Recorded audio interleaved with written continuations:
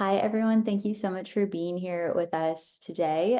We are very, very fortunate to be here with Manraj, who I think I met back in 2019 when we were in community college in the Bay Area. I think since then until now, he's done a lot of different things, which have been really cool. So transferring to UC Berkeley, he has studied mechanical engineering there, since worked and interned at a lot of interesting companies, and is now graduated, which congratulations, and is now working as an MDE intern at Apple. So first, Manraj, thank you for taking the time. Thank you for being here. I'm very excited to get to talk to you. No, 100%. Yeah, I'm super glad that you took the initiative to even like start this thing. Yeah. I think first coming to the States, like there wasn't any resource, anything like this, and like everything was just so remotely scattered. And it's nice to see something converge, to like have all these pieces of information come together. So Thank I'm you. I'm glad I could help. Yeah. I appreciate it. Well, I want to kind of start with that background as a question. What actually, I guess, could you give us background on where you're from, why you decided to come study here, and maybe why you chose first to go to community college? Yeah, definitely. Okay, the whole life story thing. Whole life story. Um, so I spent, I think, the first 17 years in Malaysia. So that's where I grew up, not too far from the capital at all, close to Kuala Lumpur. And then basically came here after, came to community college in the Bay Area after completing my IGCSEs or my O levels. So I took the British education system back home. And I think a reason why I came to community college first is honestly because that's the only option I had with an O levels. I didn't really quite want to do an A levels, which would be an additional 2 years, and usually that's seen as like a base requirement for a four-year university in the US. So I was looking at options like going straight out, and I think community college was one that was the most practical. I had part of my mom's family or relatives that stayed in the Bay Area as well, so that was sort of like the starting point in getting me out here. And yeah, I think the story with the College of San Mateo was quite random. I actually found them at a career event um, in Kuala Lumpur itself. So yeah, I met the dean or I think the international relations director or something like that, and we had a great chat. And we're going through like commute options from the other side of the bay, which is where I initially like was staying at Mhm. to start. And yeah, it was anything between an hour 45 or 2 hours and 30 minutes. And honestly, that was the only school that took O level. So I figured, let's just give this a shot. And then that's how I started off with coming to the College of San Mateo for the first 3 years that I was here. That's so cool. And definitely, if anyone has questions on that experience, definitely we'll open that up to ask. But I'm kind of curious if you can also talk to us a little bit about what you're actually doing now and if you're comfortable with it. Like you graduated, are you doing this on your OPT? Like kind of what are you doing currently with your life? Definitely. Okay. So a lot has happened since my community college days. I'll just give like a bit of a rundown and then transition to what I'm doing right now. So 3 years community college, like I said, and then I transferred to Berkeley, finished my bachelor's in mechanical engineering in about 2 years. And what I'm currently doing is, yes, I'm doing post-completion OPT. And essentially what I am is I'm doing manufacturing design here at Apple for hardware, specifically for iPad and accessories, looking at antenna modules. So I know antenna module seems like a broad term, but essentially anything that enables connectivity, like in your devices. We work in designing those like hardware components and making sure that we can scale production efficiently with cost and quality in mind. So that's a general spiel of what I'm doing at Apple right now. But yeah, feel free to ask any additional questions should you have any. Cool. So I have plenty more, but I just want to put it out there that if anyone wants to either put a question in the chat or even just use the raise hand feature, um, and unmute yourself, feel free. We're a small group. But I can ask the question in the chat. So, how was the coursework at Berkeley different compared to your time at community college? Okay. I think saying that it's different would be an understatement. I think, of course, it depends on what type of university you go into once you transfer out. I think Berkeley was especially quite challenging in the sense where you have grade deflation. There's very tough courses and stuff that you necessarily study in coursework doesn't translate to what's going to be asked in your exams. So it tests you much more in terms of overall critical thinking ability and like how much you truly understand the subject matter that you're being tested on. So I would say there definitely is a difference. Um, am I saying that it's like impossible to succeed? No, not at all. I think that you would adapt to like once you get yourself into like a rigorous school, and that is an art form by itself, and I think that's one of the ways you learn in your like education journey too. Yeah. Kind of on that note, I feel like if this is correct to remember when we first met, you were really interested in aerospace, and I think that might have changed a little bit. How did that work, and kind of did you change your major, or like what was that sort of journey like? Yeah, I think yes, I was very interested in aerospace coming in. Um, and honestly, like I didn't really quite know like what other options would be available. I knew I wanted to do engineering, but wasn't quite sure like is aerospace right for me, or should I do mechanical to keep it broad, or maybe even like electrical. Um, but one thing that was nice with community college is I came in and I only had to do an associate's degree, so it sort of kept my options open. So I did an associate's in math, physics, as well as engineering. And as I was taking those classes, I think um, it sort of gave me a better understanding of the differences within the fields. Of course, speaking with other classmates, getting some more experience like outside through internships, speaking with professors especially, which is a great resource by the way, at any community college. I think that sort of gave me a better understanding that mechanical engineering would be you know would have a broader scope and still would hit a lot of the interests I am passionate about. And I think that's one thing that brought me into mechanical, just to sort of, keep my options open, yet still be able to do something that I'm really like interested in terms of like the content that we cover. Yeah. Yeah, that makes sense. And how did I know you mentioned like doing internships was helpful and kind of figuring it out. You've done a lot of different kinds of like internships and like ways of being involved on campus, off campus. I think it's a really common question, especially with international students, of like, how do you even get those opportunities? How do you kind of navigate that aspect of being a student? So, do you have any kind of like advice there or like reflections on what you did? I think that definitely is a tough part about like transitioning to any new place. And honestly, I think I took the first like 6 to 8 months just adjusting.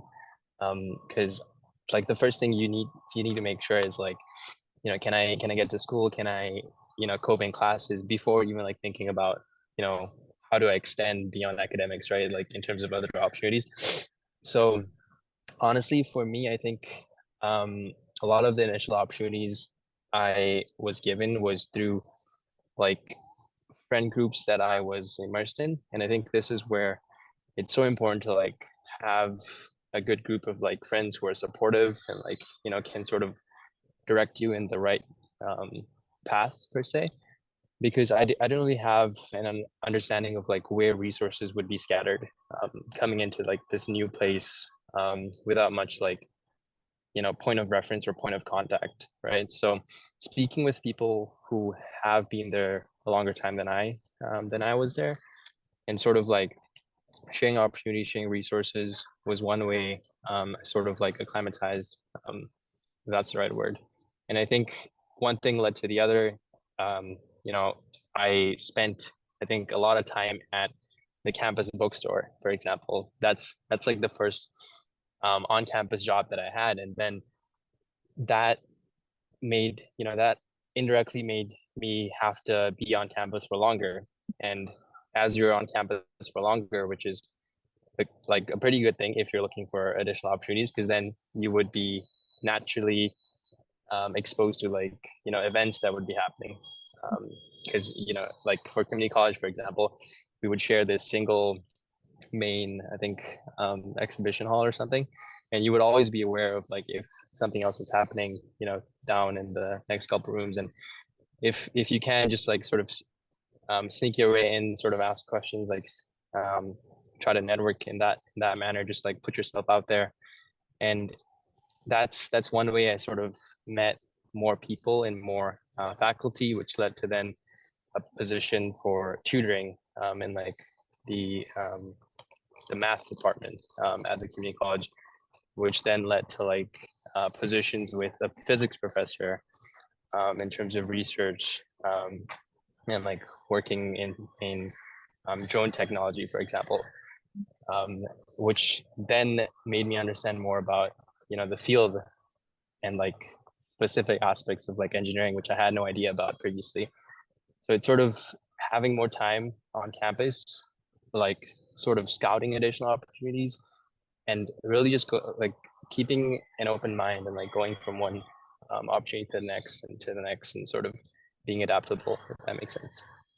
Yeah, it definitely sounds like, okay, Andre says it makes sense, but yeah, definitely to me, it also sounds like once you get your foot into the door and you're in one position, you are then like allowing yourself to open up to other ones. So definitely feels like a good um, kind of overall answer. And then the next question is, if you have had a chance to get accepted into any other university, would you still go to Berkeley? And is there any specific reason? Are you a Berkeley Hmm. student? I think that's a tough question to answer, just because I only have one data point, and that was like my experience at Berkeley.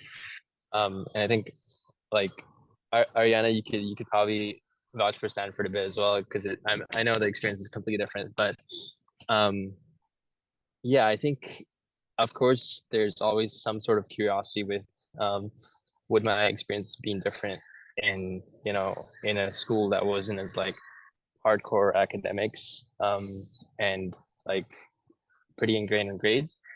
Um, Yet I think a part of me or a part of the skills I've learned today with regards to like searching for resources or opportunities, or like being self-dependent or independent in attaining those resources, is probably because you had to do that in a school like Berkeley, where you would have like you know tens to um, tens of thousands of students all chasing opportunities on campus, and you would just have to be smart in scouting those opportunities for yourself. So there's it's tough to say if I would have like, of course I am curious, and I would definitely enjoy seeing how it is in different universities, but I don't think I'm regretful in any way for the experience I've gained um, in Berkeley. I think it has taught me a lot.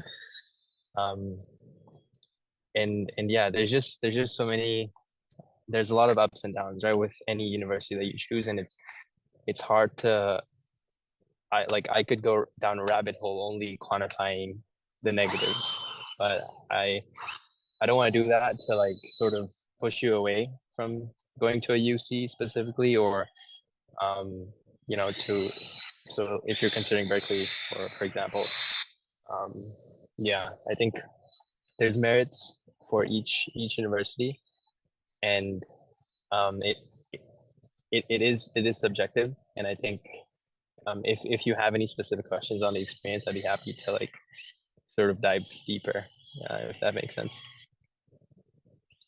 Do you feel like it was a little bit of, I think one of the biggest parts at Berkeley, besides the commonly known grade deflation, which we definitely didn't have, thank goodness, but also I don't know how you feel about this, but did you feel like your grades really even made a difference in your actual like post-academic like work life, like in trying to get a job, trying to get something afterward? Do you feel like, and I'm actually curious, do you think like as an international student that had an impact, or do you really think it was more of like your experiences, the classes that you take in? Like what do you feel like was more valued, if you know? So I think, do I think that my grades played a part in terms of like getting a job? Yeah. I I, I don't think so to an extent, right? This is not to say that you should just go fail all your classes, pass with a 2.5 and be happy about it. That's not what I'm suggesting.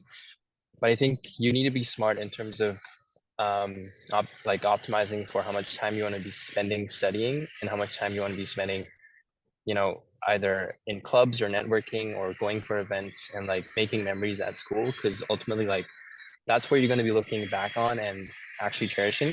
And I think as long as you're above maybe a 3.0 or 3.3 or possibly a 3.5 if you're in like impacted majors, um, that is okay. Of course, it also depends on if you want to pursue grad school later on or if you want to go into industry.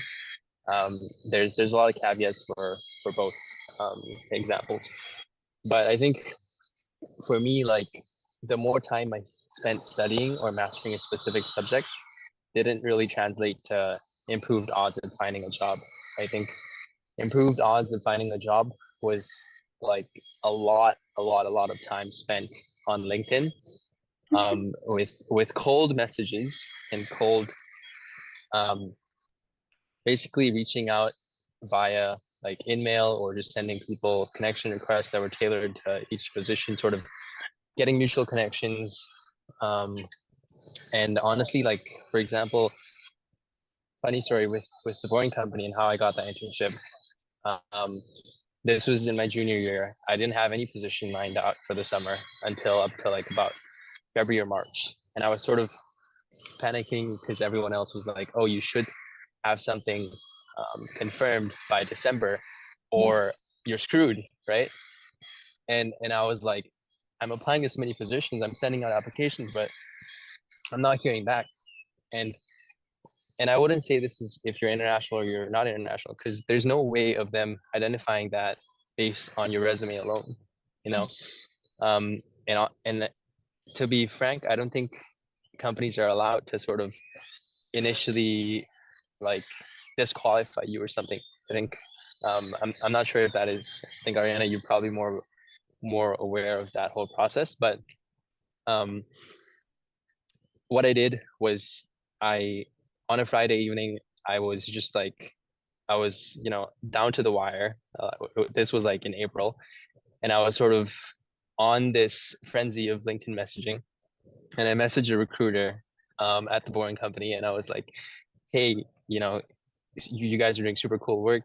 I mentioned a few examples of like stuff that they did that showed that I did research, and I was like, the stuff that I worked on in a previous company or in this academic role translates to that pretty well. And I think, I'm appropriately qualified for this position in the coming summer. And the next day itself, he replied and he was like, "Yeah, let's hop on a call Monday at 8 a.m." And that's sort of how it got going. It was so random, but it worked in this It's a in straight this up cold outreach. Like you didn't know the guy at all. You just messaged him. I didn't know the guy at all. I just messaged him. Um, it Cool. was a recruiter, Yeah. and usually, I mean, of course, I'm not saying that this always works. I'm not giving like, guaranteed stamp. Like, if you message a recruiter right now in a company that they're going to reply back, because oftentimes that doesn't work, right? Um, but yeah, I think I was lucky for this example, and that was one way. Um, like one way it translated to like getting an interview, for example. Yeah. Really cool. Yeah, I mean, all you needed was like that one person anyways to respond to you of all of the ones I'm sure that you you sent out in the frenzy. Um, I'll ask this question first as it's kind of within the same vein, and then we'll go back into the Berkeley conversation. But what was the process of job searching and applying for roles like? Maybe we can think of this more of like when you're approaching the end of your time in school, and did you feel like having being an international student had any impact on this? Okay. I think I'll just give a background of like my experiences um in terms of landing the position I'm in right now, because I think um so specific to Apple, I think I got this position from an Apple Berkeley event. So Apple actually came to Berkeley on campus and had like um, coffee chats with engineers, and you would basically it would be a line of 2 or 3 interviews on that date, and the first interview you'd have would be just informational, um, sort of to see like how you are, just walk through your resume, be like, is this person like should I proceed with a second round interview with this individual? If you pass that first initial round, you essentially get a card that's forwarded, like that is then given to a recruiter. That recruiter takes that card and schedules you for a technical interview that same day. So for engineering, usually what you have is you have a series of technical interviews after an informational one, right?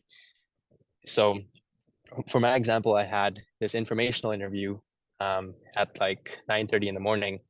At 3 p.m., I was scheduled for technical and came back in, sat there with the engineer, and basically um, went through a series of questions with regards to prior projects that I did at school.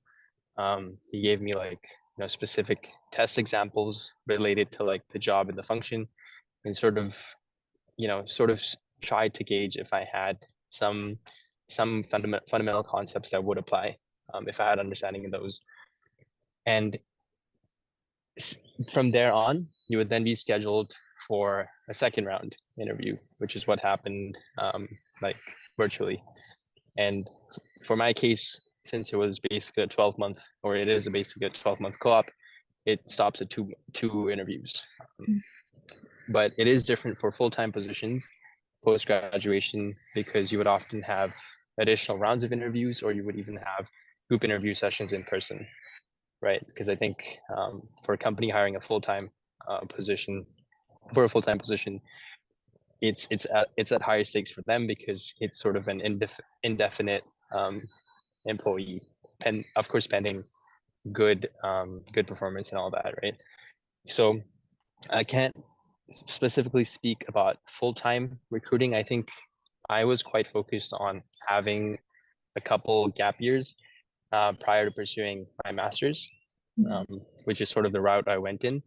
And for that reason, I wanted to have like, a mix of different internship experiences scattered through like 1 to 3 years, um, and then continue my education with a master's.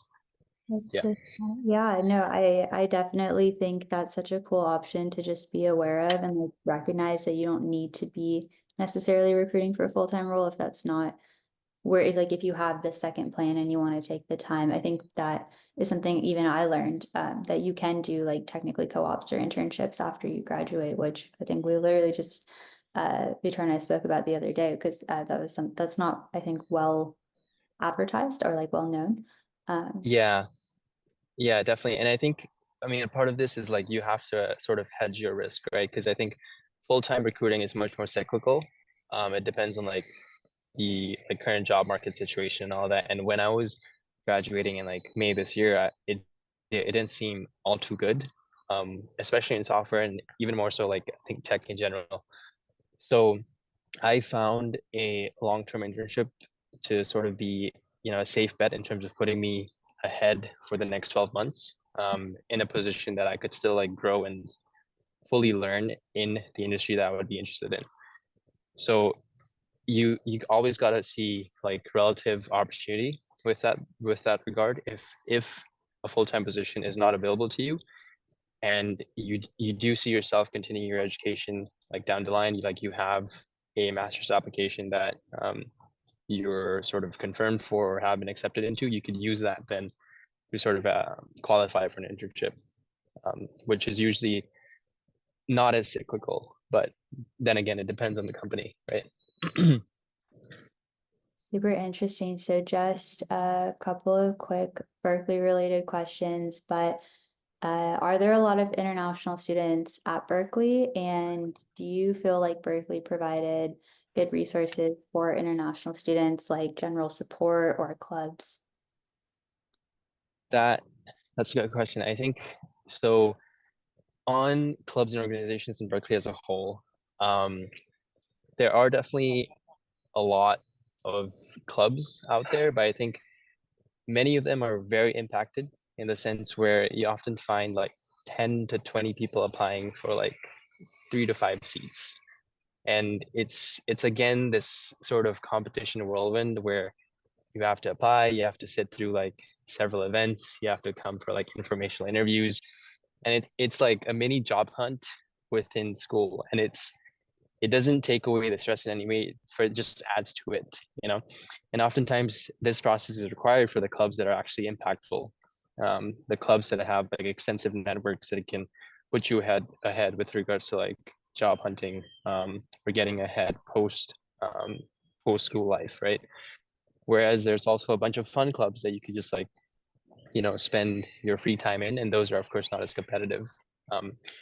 But in terms of resources per se, I think, and I'm I'm saying, I guess I'm assuming when you say resources, you're assuming to like career resources, or are you just referring to like, are there opportunities for like clubs in general? Um, it's a good question. I don't know, Andre, if you want to specify like what kinds of resources you're sort of thinking about. I would just guess maybe like support as an internet opportunities for internationals, help with F1 visa, I-20 kind of stuff, more departmental.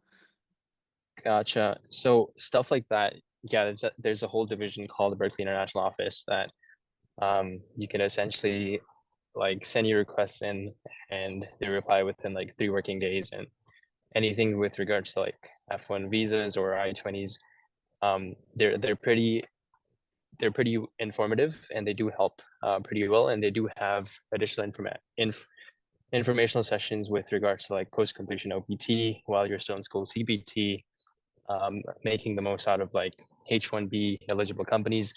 There's a bunch of these sharing sessions that do help in the form of webinars, specific to Berkeley. So in terms of that, yes, there are resources catered, to international students, and in fact, there's a whole department specific to them, right? So Yeah, I think like a lot of four-year universities in particular have that well built out. I think a unique part of Berkeley is the competitiveness of some of the like pre-professional clubs. I think that's like such an interesting observation Berkeley wise is what you just said. Like there's people literally competing for seats, and the number of like people who want the seats versus the available seats is just very different. As we kind of come towards the like wrapping this up, I just wanted to ask, like, as you've kind of been, I guess it's been about 5 years that you've been here, maybe more. Is that right? Yeah. How, yeah, just a bit more than that, but yeah. yeah. So you're still 2019 Manraj in my eyes. Forever young. Um, I was just kind of wondering, like, if you could think of like how what you would say to current students, maybe who are especially like early on in their career in school as international students, do you have any kind of advice that you think of that like, oh, I wish I had known this or I wish I had done this earlier? What would you kind of share? I think, um, that's a good question. I think it's very important to sort of have good mentorship or have a good point of contact. Because I think there's, you know, like starting on your journey is always like quite blurry in the sense where you have this distant vision in mind, and you're like, I want to get to like the best, um, the best school or like the best position. And oftentimes like that doesn't quantify into a plan. And it's difficult because you have this goal that you're trying to work towards, but you just don't know where to start. And I think like having like being proactive in the sense where, for example, for me in job searching, um, like I didn't know anything on LinkedIn until like my the final like year in community college, Mhm. So I decided that I had to just like spend, a good chunk of time and sort of like work my way through, understanding how the system worked, and like how the idea of like let's connect works, because like it's funny because there's so many opportunities you can gain from like understanding systems like these that are mature and like well crafted within the US because so many people use them, right? So if you can identify good systems like LinkedIn, like iCircle, for example, in terms of the community, like specific clubs, specific organizations, specific, like mentors within your faculty that can answer those questions with regards to how do I quantify a plan? How do I make like practical steps? I think you always need a point of reference to convert, distant like goals into plans of action. And oftentimes if you don't have an understanding of what's available or like how to navigate yourself, it's just difficult because you're not going to be making any progress, right? Right. And with regards to that, always like don't be afraid to reach out to anyone. Whether it's on LinkedIn or like any other platform, or even like cold emailing, etc. Because you would be surprised at the kinds of opportunities you can be exposed to should you even like put yourself out the door, right? So yeah, definitely do be proactive in terms of um, making use of these systems and just being like keeping yourself engaged at and consistently throughout your time here. Yeah, I think that's just such good advice. Like, even like you said, like third year of community college is still better than like senior year of Berkeley, like just getting yourself started and like trying to make the most of what's available to you is just such good advice. And I definitely agree, like mentors are amazing. And even like cold emailing to get those mentors is something you can do. Um, exactly.